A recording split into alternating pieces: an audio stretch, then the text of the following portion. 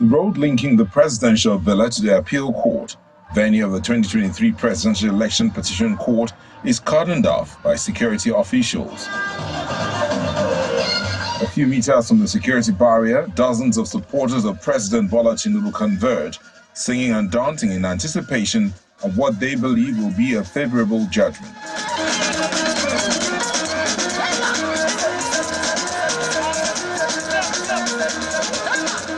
We don't believe in failure because Alhaji Bola Ahmed Tinubu is not a failure right from his childhood, and we believe that he's going to win the election tribunal. Nigerians have already reflected their wishes, and it's acceptable to us, and Asiwaju is doing his best.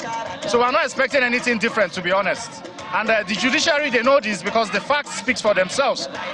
Within the same area is another group supporting the presidential candidate of the Labour Party, Mr. Peter Obi, who are also expecting victory for their candidate.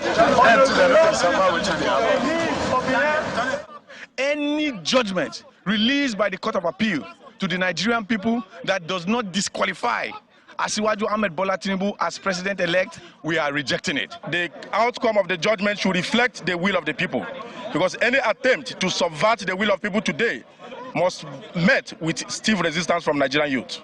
Supporters of the All Progressives Congress are going beyond the judgment to mark the president's 100 days in office. We are also celebrating 100 days in office of the president, who has begun to put Nigeria on the path of greatness. We want to beg Nigerians to please be patient. The temporary pain will lead to everlasting and eternal glory by the grace of the Almighty. It's carnival-like outside the court premises. Groups occupy the streets, all waiting to hear the judgment of the presidential election petition court.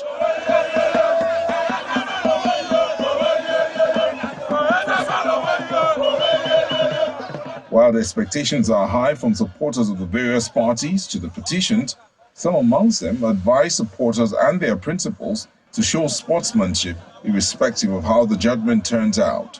However it goes, whoever wins should celebrate in a very modest way, and whoever feels that the judgment doesn't go their side should also manage the situation, prepare for the next 4 years to aspire again. We should have that spirit of statesmanship, just like what Jonathan did in 2015 to former President Buhari.